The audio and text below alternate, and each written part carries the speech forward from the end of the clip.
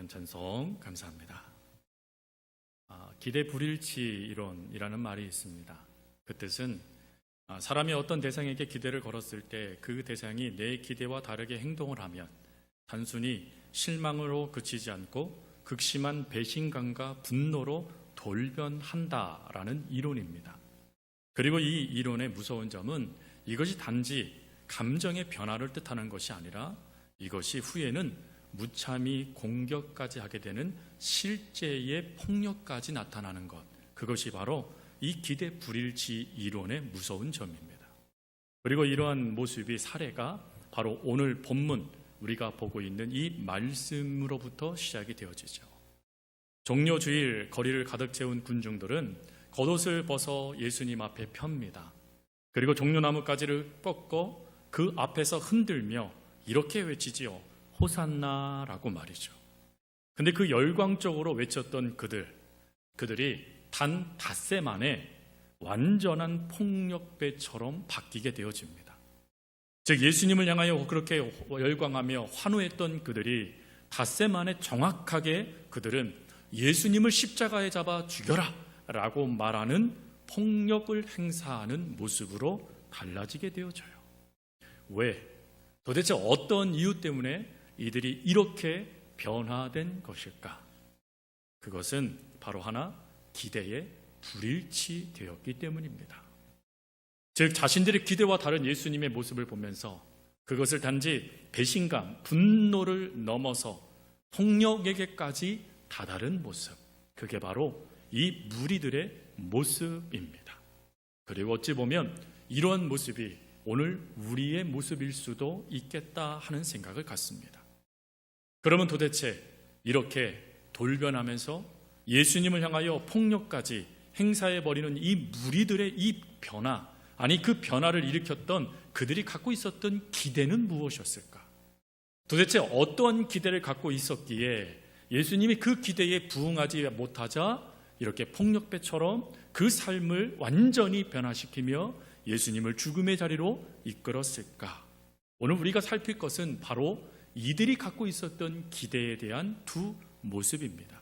그리고 이러한 기대를 뛰어넘어 그 예루살렘 성에 입성하신 뒤 예수님께서 보여주신 그 행보를 통하여 우리는 정말 주님께서 우리들에게 들려주시고 싶으셨던 메시지를 그 기대감이었던 두 가지를 살피면서 예수님께서 들려주고 싶었던 메시지를 함께 나누기를 원합니다. 먼저 첫 번째로 군중들이 갖고 있었던 기대감은 맞춤형 해결사의 기대감입니다. 예루살렘에 입성하기 전 예수님은 제자들에게 두 가지를 이야기하시죠. 첫 번째로는 먼저 나귀 새끼를 끌고 오너라 라고 말씀을 하십니다. 그리고 두 번째로는 그때 사람이 이야기할 텐데 내가 쓰겠다라고 말하라 라고 말씀을 하세요. 그래서 그 말씀에 따라 제자들이 움직여서 나귀 새끼를 끌고 예수님께로 옵니다. 그리고는 자신들의 겉옷을 그 위에 얹고 예수님은 그 위에 앉으시죠. 여러분, 왜 예수님께서 그 볼품없는 나귀 새끼에 예수님께서 이렇게 타고 계신 것입니까? 그것은 이미 우리 주님께서 지금 이 예루살렘 성에 입성하게 될 때, 그 입성할 때 그 유대인들의 반응이 무엇인지를 알고 계셨다라는 것입니다. 그 모습을 알고 계셨기에 그 모습과 반대된 나의 모습은 이렇다라는 것을 보여주기 위해서 치밀하게 기획된 퍼포먼스, 그게 바로 예루살렘에 입성하시는 예수님의 모습이에요. 그 모습을 이미 스가랴서는 이렇게 설명을 했죠. 스가랴서 9장 9절 말씀, 시온에 따라 크게 기뻐할지어다, 예루살렘 따라 즐거이 부를지어다. 보라, 내 왕이 내게 임하시나니 그는 공의로우시며 구원을 베푸시며 겸손하여서 나귀를 타시나니 나귀의 작은 것 곧 나귀 새끼니라. 즉 예수님께서 나귀 새끼를 타신 모습에 대해서 스가랴는 겸손하여라고 표현하고 있습니다.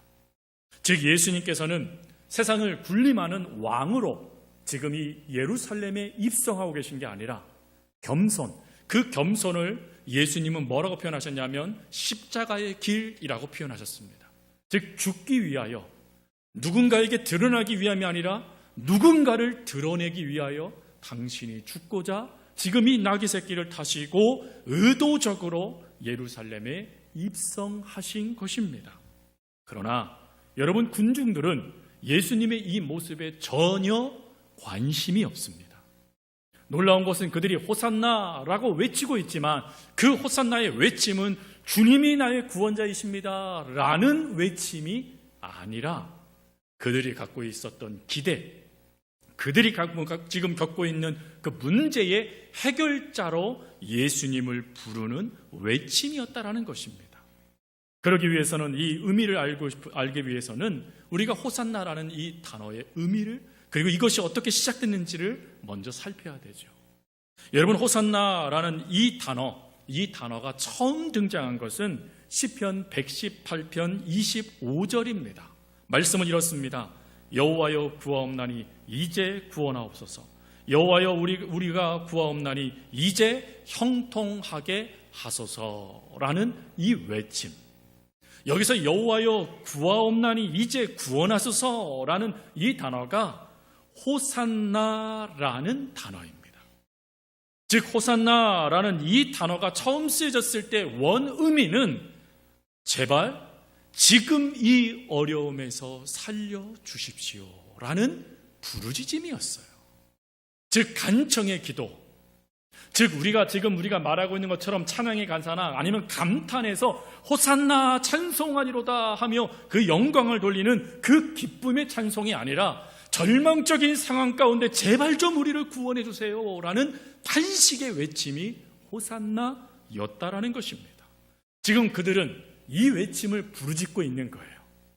즉 예수님의 구원사에게는 관심이 없어요. 단지 이 어려움의 문제를 제발 좀 해결해 주세요 라는 외침을 하고 있는 겁니다. 그러면서 그 외침의 해결을 이들은 뭐라고 표현하고 있냐면 그 다음 절 말씀에 이렇게 표현을 하죠. 10절 찬송하리로다 오는 우리 조상 다윗의 나라여. 즉 지금 이들이 바라는 예수님의 메시아의 모습은 십자가에 달려 돌아가시는 구원자의 모습이 아니라는 것을 말하고 있는 거예요. 그건 이들이 원하는 게 아니에요.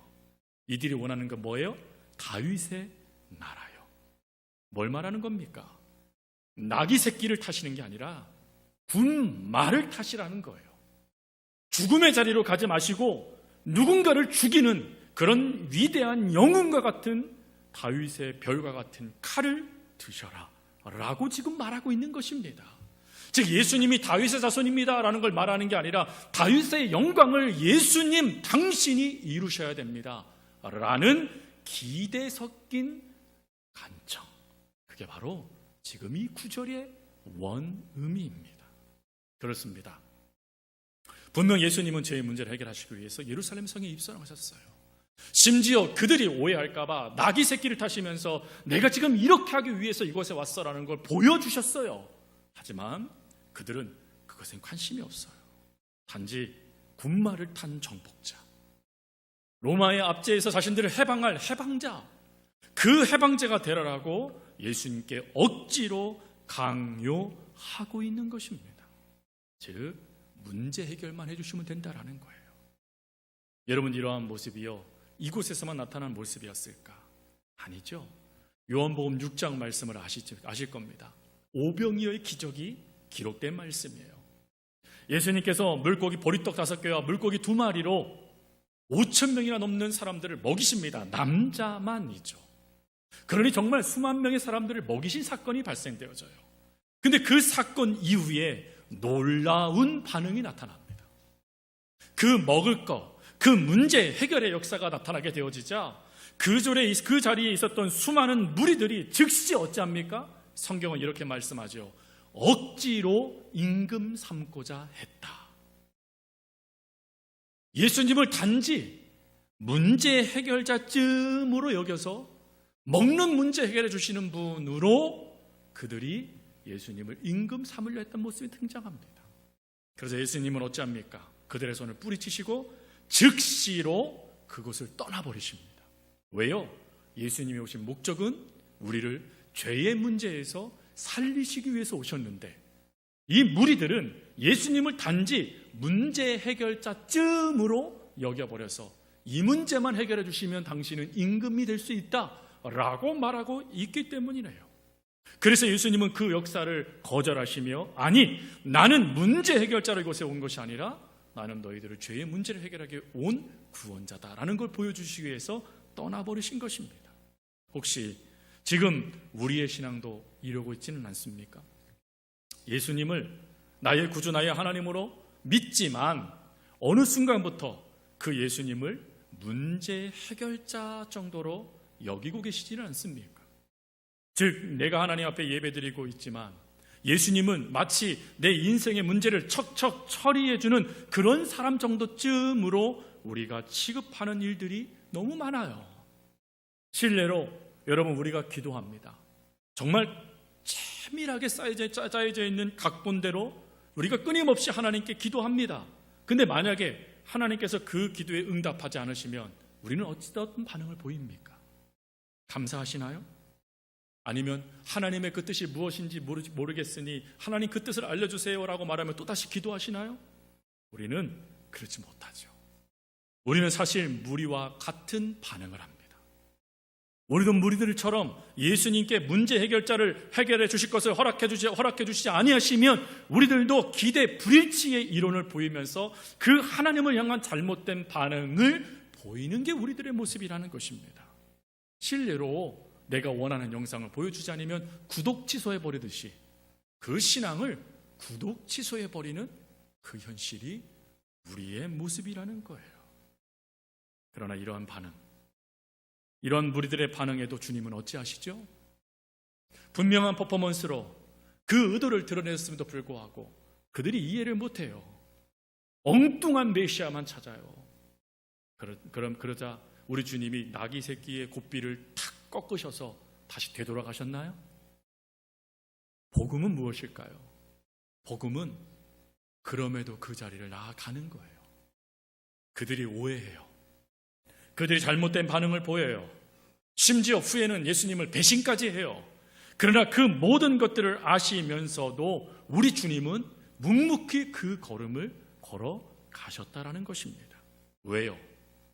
바로 우리의 죄와 죽음에서부터의 그 문제를 완전히 해방하시기 위함이라는 거예요. 즉, 우리의 기대가 주님의 기대가 달라서 우리가 분노하고 그 주님을 등하여 상하여 주님을 향하여 그 어떤 믿음도 보이지 못하는 연약함이 보여진다 할지라도 주님은 그 구원의 역사를 조금 더 꺾지 아니하시고 그 걸음을 걸어가셔서 끝끝내 완성해 주시는 분이시다는 거예요. 그걸 주님이 보여주시기 위해서 오늘 이 종료주일 바로 이 예루살렘에 입성하시며 어떠한 것도 보이지 아니하시고 그 자리를 지나가신 것입니다. 성도 여러분, 주님의 그 사랑, 주님의 그 섬김을 우리가 믿고 인정한다라면 앞으로 우리들의 호산나의 외침이 달라져야 돼요. 우리들의 외침이 단지 내 문제를 해결해 주세요, 백마탄 왕자님이 되어주세요 라는 그런 외침이 아니라 주님 뜻대로 저를 이끌어 주세요. 주님의 뜻대로 저에게 하나님의 은혜를 펼쳐주세요 라고 말하는 그 호산나의 외침을 우리가 들어야 된다는 것입니다. 그래서 오늘 종료주일에 호산나라는 이 외침은 내 뜻을 이루어 주십시오 라는 외침이 아니라 주님 뜻을 이루어 가십시오 라는 외침의 찬송 고백이라는 것입니다. 이 고백을 우리가 하나님께 바르게 하도록 오늘 주님은 이 종료주일 예루살렘 성에 새끼 낙기를 타시고 입성하고 계신 것입니다. 그러니 올바른 믿음으로 올바른 고백으로 주님을 높여드릴 수 있는 저와 여러분이 될 수 있길 바랍니다. 어느 때도요, 기대의 불일치가 발생되어져도 하나님의 뜻이 이루어졌다라면 감사하며 그 하나님을 찬양하는 믿음의 사람들 될 수 있기를 주의 이름으로 축복합니다. 그리고 두 번째, 또 이들의 기대가 있어요. 그것은 상황 역전의 기대입니다. 이들의 기대가 있었다고 말씀드렸어요. 그것은 로마의 압제로부터 예수님께서 이스라엘을 건져내시는 해방자를 이들이 원했다라고 말씀을 드렸죠. 그러면 그들의 기대에 따라 그 문제를 해결하시기 위해서 예수님은 어찌해야 됩니까? 즉시 그 당시에 가장 강력한 로마 통치의 성이었던 안토니아 요새를 공격하셔야만 했습니다. 안토니아 요새는 요세푸스의 기록에 의하면 그 당시에 로마의 정예병들이 주둔하고 있던 요새였습니다. 그래서 이 요새가 무너지면 결국 로마에서부터 해방을 상징하는 곳이었어요. 그러니 예수님께서 만약에 그들의 기대에 부응하시고자 하신다라면 즉시 예수님은 나귀 새끼에서 내리신 다음에 군마로 바꿔타시고 뭐 하셔야 돼요? 쿠데타를 일으키셔야 되죠. 칼을 뽑으시고 다 나를 따라라. 아니면 그것도 아니면 예수님은 기적을 행하셨던 분이시잖아요. 심지어 바리새인들과 서기관들이 예수님께 뭘 요청해요? 표적을 요청해요. 요나의 표적 같은 표적 말입니다. 그러나 예수님은 그것을 알고 계셨으니 그 자리에서 하늘에서 천둥을 내리신다던가 번개를 치신다던가 아니면 지진을 일으키셔서 정말 하나님의 역사가 너희들에게 이렇게 주어졌다, 너희들의 이 상황이 완전히 역전됐다라는 것을 마치 여리고성이 무너지는 것처럼 보여주셔야 되잖아요. 그런데 우리 주님은 어찌하십니까? 그들의 상황, 그 상황을 역전시켜 주세요라는 그들의 갈망, 그것에 반응을 하시나요? 아니죠. 오늘 본문 11절 말씀에 보니까 예수님은 전혀 다른 행보를 하십니다. 11절 말씀 우리 같이 한번 읽겠습니다. 11절입니다. 예수께서 예루살렘에 이르러 성전에 들어가사 모든 것을 둘러보시고 때가 이미 저물매 12제자를 데리시고 베다니에 나가시니라. 아멘. 예수님이 뭐 하셨어요? 안토니아 요새를 향하여 칼을 뽑으셨나요? 아니요. 어디로 가셨습니까? 성전에 가셨답니다. 성전에 가셔서 그것을 둘러보셨어요. 그리고 날이 저물었음에 가자. 그리고 제자들과 함께 베다니로 떠나세요. 베다니는 바로 우리가 잘 알고 있는 나사렛 마르다와 마리아 그곳으로 가신 거예요. 그 집으로. 여러분, 분명한 것은 유대인들의 기대감이 있었어요. 이 상황을 역전시켜달라는 그 강한 요구가 있었어요. 근데 우리 주님은 어떠한 퍼포먼스도 행하지 아니하시고 단지 성전을 들으세요. 그리고 조용히 떠나세요. 즉 지금 무리들의 어떠한 기대에도 우리 주님이 반응하지 않으셨다라는 것입니다. 그런데 이 11절은 정말 중요한 말씀 단어가 하나가 있습니다. 그것은 바로 이곳에서 우리 주님께서 어찌하셨냐면 그 성전을 둘러보셨다라고 성경이 기록하고 있다는 거예요. 여러분, 이 둘러보다라는 이 단어는 단지 관광객이 되어져서 성전이 어떻게 생겼나 하고 사진 찍기 위해서 둘러본다라는 그런 의미가 아니에요. 이 둘러보시다라는 이 단어는 사방을 샅샅이 꿰뚫어 보시다라는 의미를 담고 있습니다. 즉 단지 성전에 가셔서 그냥 성전이 어떤가 마치 처음 구경 오신 사람처럼 구경한 게 아니라 지금 성전의 상태가 어떤 상태가 되었는지를 진단하시다. 이게 둘러보시다라는 의미의 뜻이에요. 그래서 이 뜻을 주석학자들 대부분은 이렇게 해석을 합니다. 예수님께서 성전을 둘러보신 것은 단지 성전을 구경하신 것이 아니라 왕이 자기 성전의 상태를 점검하시는 공식적인 시찰이다. 지금 하나님의 성전이 어떤지를 공식적으로 시찰하면서 지금 어떤 상태가 됐는지를 진단하시는 모습, 그게 둘러보시다래요. 그리고 난 다음에 우리 주님이요 진단의 결과를 이야기하시죠. 그게 17절 말씀이에요. 17절에 주님은 이렇게 말씀하십니다. 이에 가르쳐 이르시되 기록된 바 내 집은 만민이 기도하는 집이라 칭함을 받으리라 하지 아니하였느냐. 너희는 강도의 소굴을 만들었도다 하시매. 진단의 결과가 뭐래요? 강도의 소굴이 됐대요. 하나님의 전, 하나님의 영광 받아야 될 그 성전이 강도의 소굴이 됐대요. 그럼 여러분, 이건 뭘 말하는 것일까요? 지금 로마의 압제를 당하고 있던 유대인들은 로마를 향하여서 이렇게 말합니다. 저 로마인들 때문에 우리가 강도당하여 우리 이 고통을 당하고 있습니다. 저들 때문에 우리가 신음하고 있습니다. 그러니 제발 저들의 손에서 우리를 건져 주십시오 라고 이야기하고 있는데, 우리 주님의 진단은 완전히 반대였다라는 거예요. 누구 때문에 지금 이 고통을 당했다는 겁니까? 누구 때문에 지금 이 이스라엘 백성이 로마의 압제를 당하고 있었던 것입니까? 바로 유대인들 때문이었다라는 거예요. 즉 상황의 내 외부의 문제, 로마의 외부의 압제 때문에 이스라엘이 지금 이 고통을 당하고 있는 것이 아니라 이스라엘 백성들이 문제 때문에 결국 로마의 압제를 당하게 됐다라는 것을 말씀해 주는 거예요. 여러분, 실제로 예수님께서 모세와 여호수아에게 동시에 하셨던 말씀이 있어요. 그게 뭐냐면 가나안 땅을 내가 너희들에게 영원히 주겠다라고 약속을 하시면서 이렇게 말씀합니다. 너희는 절대로 나를 떠나지 말아라. 자로나 우로나 치우치지 말고 온전히 나만 믿고 따라가라. 나만 하나님 섬기며 삶을 살아가라. 그리하면 천대에 이르기까지 이 영광을 너희들에게 주겠다라고 하나님이 말씀하셨어요. 그런데 문제가 뭘까요? 이들이요, 그 하나님을 놓쳐버려요. 그리고는 자신의 뜻대로, 자신의 생각대로 수많은 욕심으로만 가득한 삶을 선택해버립니다. 즉 그들이 하나님의 믿음을 놓쳐버리고 엉뚱한 것을 붙잡는 그 잘못된 선택을 이들이 행해버려요. 결과적으로요, 멸망당하게 된 것입니다. 성도 여러분, 지금 이들은 상황 역전을 예수님께 요청을 했어요. 이 문제만 해결해 주시면 그러면 돼요 라고 이들이 외치고 있었습니다. 그런데 예수님은 이렇게 말씀하는 거예요. 너희들의 삶이 문제다.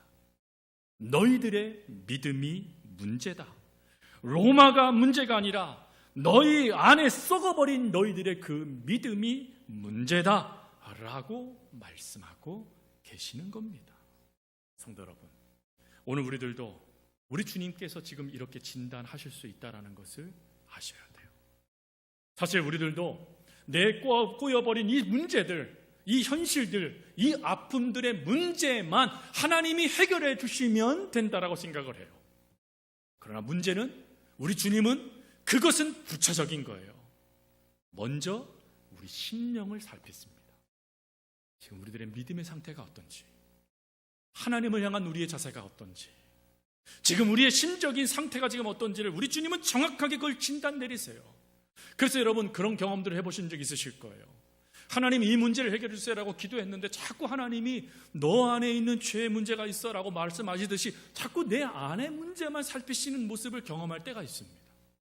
누군가에게 이 문제를 놓고 지금 이 상황이 있으니까 이 문제 좀 해결해 주세요라고 기도 부탁했는데 이상하게 누군가가 얘기해 주는 말씀이 하나님 잘 믿으셔야 돼요 라고 말하면서 끊임없이 우리의 내면의 믿음을 자꾸 건드려 줄 때 우리는 어때요? 그건 내가 원하는 기대감이 아니죠.